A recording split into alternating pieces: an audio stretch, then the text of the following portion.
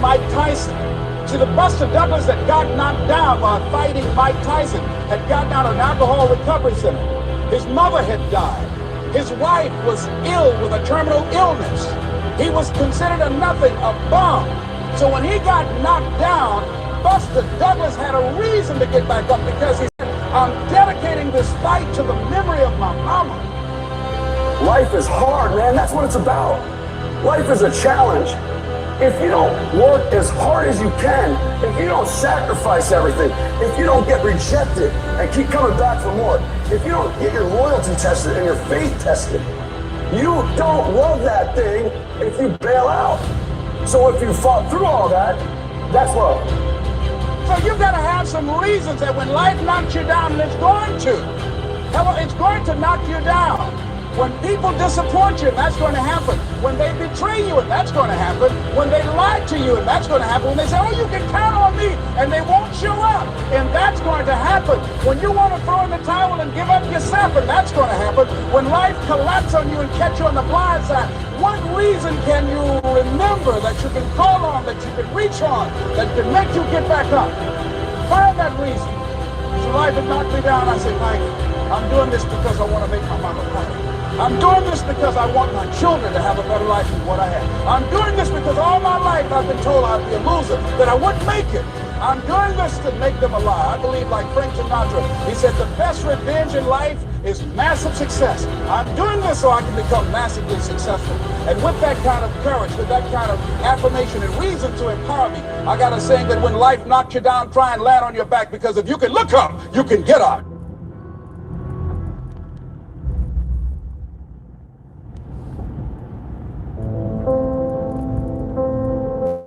You don't have to be grim, but you do have to be serious. Hey, everybody hopes things will get better, but remember, the future does not get better by hope. It gets better by plan.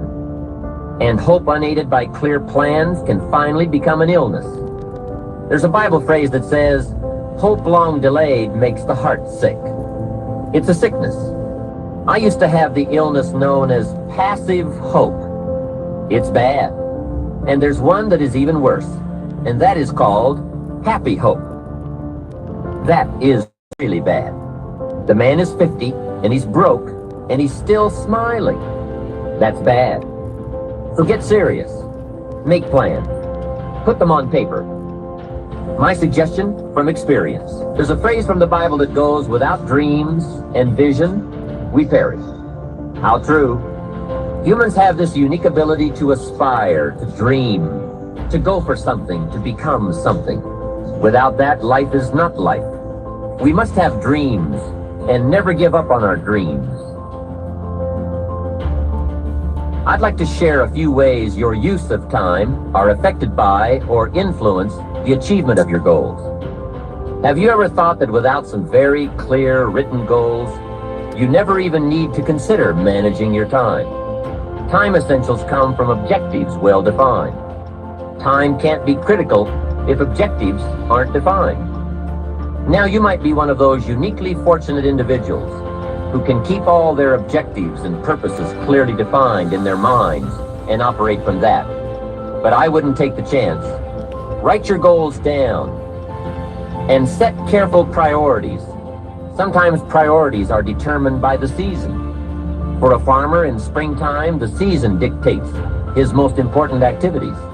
During the spring, a farmer must work around the clock, burn the midnight oil, and keep the equipment running because he has only this small window of time for the planting of his crops. One of the difficulties of living in an industrialized society is the losing of the sense of seasons. When to pour it on, when to ease back, when to take advantage. It's easy to keep going from 9 to 5, year in and year out, and lose a natural sense of priorities and appropriate time. Don't let one year just blend into the next. Keep an eye on your own seasons, lest you lose track of values and substance. Part of setting priorities is learning to separate major activities from minor activities. This is a whole skill in itself, but once you have learned it, it will pay dividends you won't believe. So learn to put everything on your mental scales to be carefully weighed before you spend time or money. amount of your sanity is socially distributed. And what I mean by that is, well, let's say that you know how to behave. You're well socialized. You can play with others. Now, I said already in this conversation, if you didn't learn to play with others between the time you were 2 and 4, you will never learn. And psychologists have beat their heads against the wall trying to rehabilitate antisocial children. They can't do it after the age of 4. Is that because areas of the brain just don't develop? Well, it seems to be partly because the kids fall farther and farther behind. So let's say you make the leap from egocentric dependence on your mother at 2 and 3 to immersion in a peer group. Well, then you pick peers that are at your same developmental level, and you chase each other up the developmental ladder. And the longer you're out of that, the farther you fall behind. And so, you know, kids, 5-year-old kids might come across another 5-year-old kid who tends to cry too much if they don't get their way. And they'll say, we don't want to play with the baby. And what they're saying is, we have to find someone who's at our developmental level, shares our developmental horizon, so that we can mutually scaffold our further development. Now, they're not going to say that, obviously, but that's the situation. And kids test each other out when they first meet. So do adults. Game. Can you play? Are you playing at the same level as me? I'm playing my game at the level that will further my development. Can you play along with me? If not, well, maybe you're lower in status and I can pull you up as a mentor. Maybe you're higher in status and I can learn from you. But if you're a peer, we can play together. Anyways, if you're acceptable to your peers and you behave well, they'll accept you. And then they tell you all the time if you're acting appropriately. You know, if your jokes are funny, if you're dominating the conversation, if you're bringing something of value to the table. And all you have to do is pay attention to the social cues, and you'll keep yourself regulated. At the end of the day, you're going to get what you focus on. They're both true. This is both the most amazing time that's ever happened, ever in recorded history. And yet real things that are terrifying are also happening. But where you put your energy, where you put your attention, where you put your focus is going to determine what you see. And that is the most fascinating and the most important thing you have to understand about the way that your mind works. You get what you focus on. If you focus on the things that are bad, they will become real. They will become exaggerated. They will begin to monopolize your thoughts. You'll see them everywhere. It's called the reticular activating system. Your mind is literally designed to pay attention to the things that you notice. Once you notice a certain car, you see it everywhere. Once you notice a certain dog, you see it everywhere. Once you hear a certain name for the first time, suddenly realize that that name has been all around you this entire time. But now that you're focusing on it, now that you're looking for it, it is everywhere. So whatever you look for, it's going to be everywhere. Let's stop it right there. First of all, good morning. Good morning. Good morning. Raspberry, I seen your question about my daughter's her outfit or whatever. I didn't take any pictures. I sent a video. Maybe I could post a video later or whatever. I didn't take no. It just dawned on me. But I was listening to something. This is a part of the kind of the motivational mornings, and I wanted to share that with you guys. But it's very important, especially this part right here where it says, when you start to focus on something, you start to see it everywhere. Like they said, a particular car that you like, you start to see it everywhere. A particular name, then you start to hear it everywhere. So if you focus on something hard enough and long enough, it starts to manifest like around you. If you focus on positivity, it starts to manifest around you. But if you focus on negativity, then that's what you're going to continue to see. My question to you is, what is it that you guys continue to see? What do you continuously see? What do you continuously hear?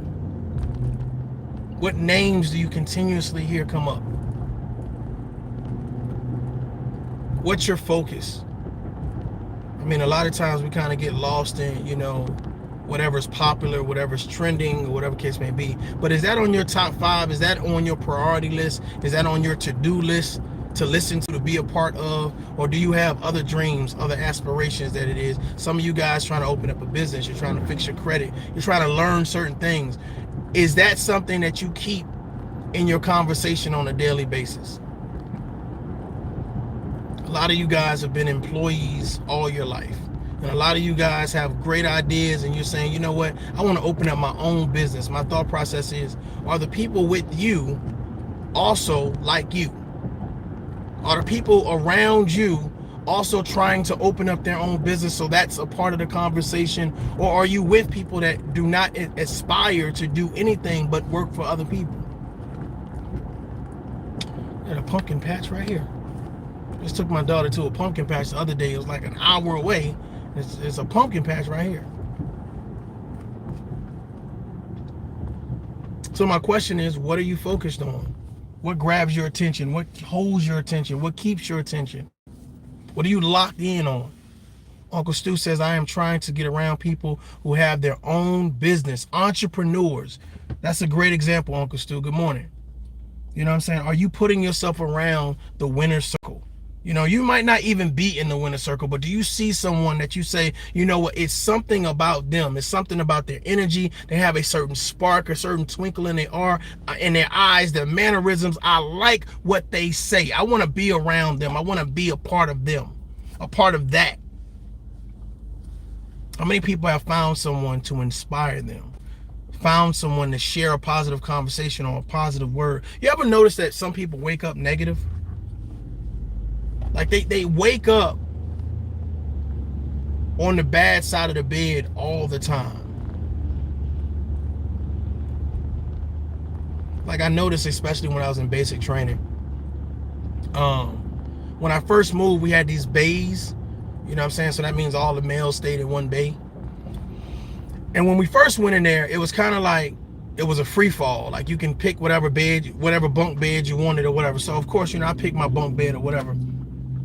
And I picked my bunk bed based on who I thought was cool. You know, I'm coming out of high school. I don't really know anything or whatever case it would be. So I picked my bunk bed based on who I thought was cool. But I picked a bunk bed in a group of people that really didn't want to be there to learn anything in the military, that really wanted to just do bad things. It's like when it's time to go to sleep, they want to stay up. When it's time to fix the bed, you know, they want to go do something else. They didn't really prioritize. I mean, we was young and of course all crazy, but I picked a group of people that did not want to be successful. So it wasn't until I got assigned bunking, like, okay, hey, all the C's over here, all the M's over there, all the A's. So when I got assigned bunking, it changed my life. It changed my outlook. It changed my perspective, because then I got around a group of people that wanted to be successful. They wanted to be great soldiers. They was running harder. They were training harder. They were learning drills. They were becoming leaders. They were fine-tuning their skill sets. And that rubbed off on me. That inspired me. The conversation, it was different when you got around different soldiers. Hey, listen, we're going to learn how to march. We're going to learn how to lead. We're going to learn how to shoot. We're going to learn how to communicate. We're going to learn how to be better soldiers. And in return, we're going to make sure that we all make it.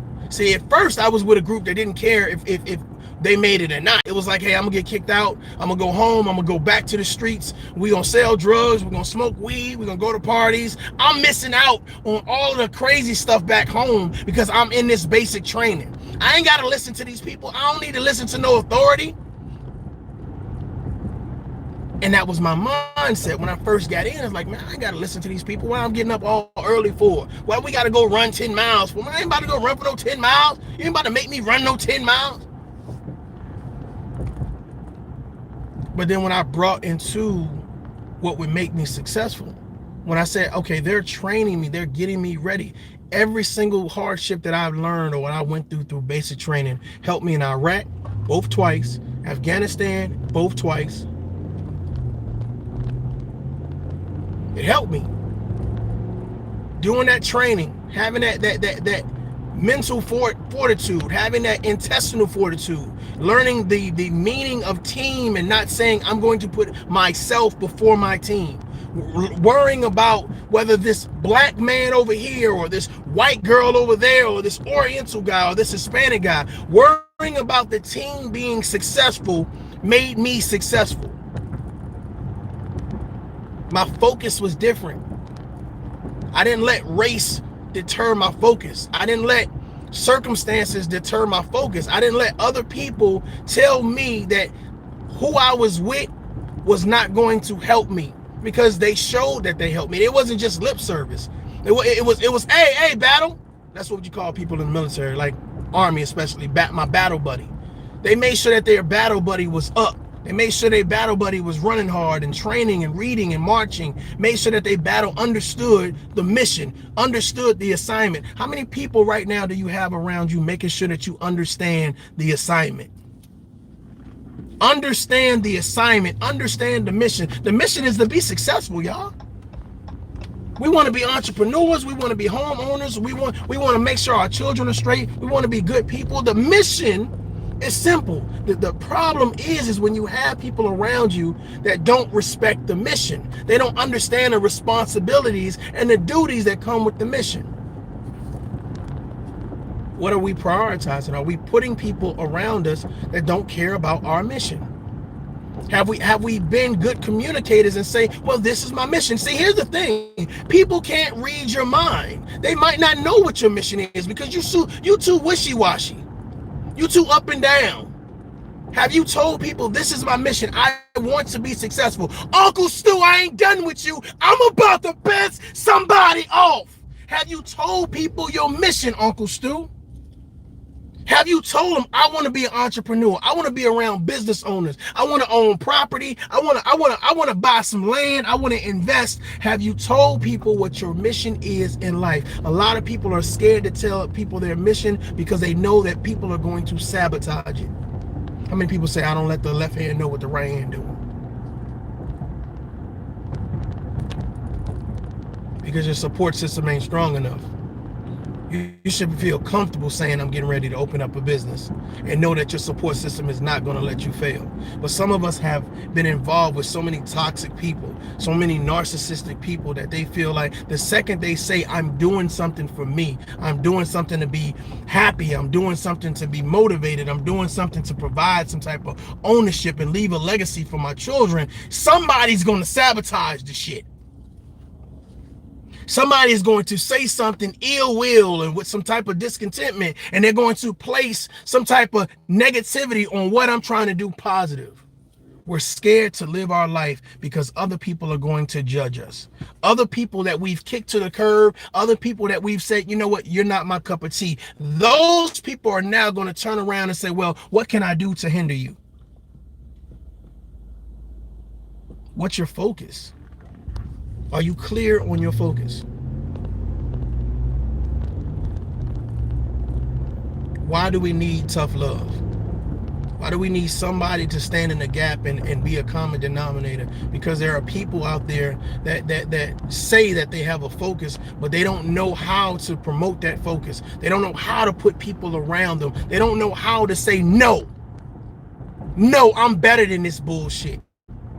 I don't got time to play with you. I ain't got time for your drama. I ain't got time for your gossip. I ain't got time to bring other people down. I ain't got time to bash people. Man, I'm on a mission. I'm trying to promote a legacy here.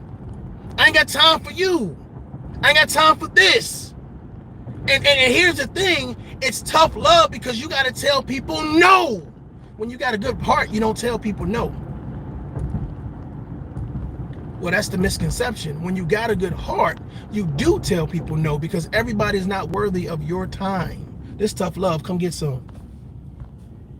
Everybody's not worthy of your time. Everybody's not worthy of your monetary value, of your love and your support. And the thing about it is you have to use discernment. A certain level of discretion. You got to say, you know what? You've been very faulty in your friendship. You've been very nonchalant with your support. See, I got a business, I got products and services, and you never come and entertain what it is that I got going on, what it is that I'm building. So you ain't really a supporter. What you are, you're a taker. And you want to take my time up. You want to take my energy up. Well, see, I got other things to do, so I can't allow you to take from me. I can't allow you to take from me. What is your focus, ladies and gentlemen? What is your focus? What is important to you? Let's get into this. Let's get into this. There's 16 people in here. 5 people hit the like button. What am I saying that's not resonating with you? I want you to think about that. What am I saying that's not resonating with you? If you don't want to be successful, leave. If you don't want to be positive, leave.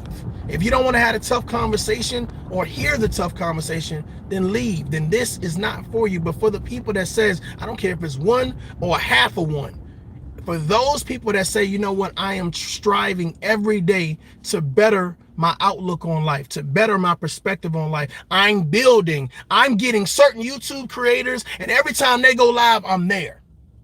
Even if I catch the replay, because I want to hear what is being said, because I know that this conversation is necessary. You ever know somebody say, we have to have the necessary conversation? I say tough love, but it's really the necessary conversation.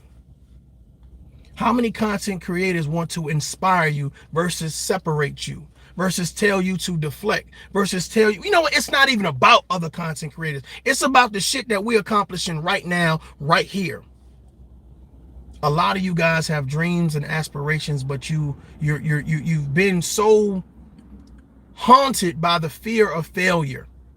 You've been so taken back by, what if people don't believe what I'm doing is realistic?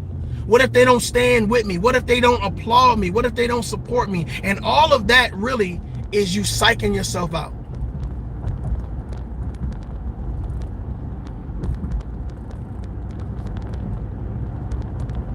I have never been scared to achieve. That's real. I've never been scared to achieve. I've never been scared to stand in front of a crowd of people and give direction. You know what my biggest fear is? I have 2 big fears. One, I have a fear of my children being in harm's way and me not being able to remove harm out of their way. That's one of my biggest fears. Another fear is failure, just overall. Just failure, period. I look at people on the street, like I look at homeless people, and I always ask myself, what is their story? What is their story? Like, how did you get to a point where no one's born alone? Like, even when you're a child, you're born around other children. You're growing up, there's always one other kid or somebody around, unless you live like in the woods or something. You know, that's a whole different setting. But what got you to this point where you're now homeless? What got you to this point?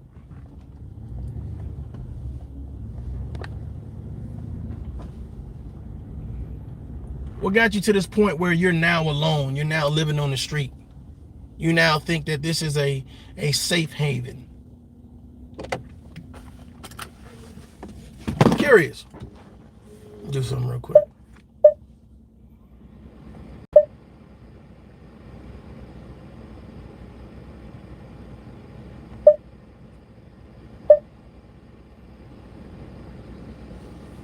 Daughter had me turn on the heat. She said she was cold. I'm really a cold person. I don't see this glitter on me she put on me. What's your focus? What is your focus? What are you trying to build? What are you trying to maintain? What are you trying to establish? What is your focus? Are the people you're dating a part of that plan? Are the people that you're entertaining a part of that plan? Are the people that you're married to a part of that plan? What is your focus? Ladies and gentlemen, whatever your focus is, whatever your aspirations are, I would advise you all to take into consideration that you're going to have some hiccups. Shit ain't gonna always be easy. Sometimes you're gonna be scared, but the thought process is this: continue to try, continue to build, continue to move forward. You can stumble forward. You can stumble forward. You can slip, fall, and still roll forward. Hold on, wait a minute, hold on. You can crawl forward. So anybody that said, oh, well, you fell off. Oh, you was addicted to drugs, and you was an alcoholic, and you was a hoe, and you was a this, and you was a that. They want to make sure that they put the weight of your past on your shoulders, so you can't move forward. Ladies and gentlemen, an inch is moving forward. An inch is moving forward. Reach out your hand. For those goals that you want to achieve, reach out your hand. Reach out your hand. Point in the direction. Hell, turn your head and poke your head out. Stick your chest out. Hold your shoulders up. Confidence is a motherfucker. Not cockiness. Confidence. You speak different. You look different. The words that you formulate and you promote outside your mouth, it comes out, it hits harder. Confidence over cockiness all day. Ladies and gentlemen, I'm Mario J. This is Tough Love. Until next time, focus on the positivity. Peace.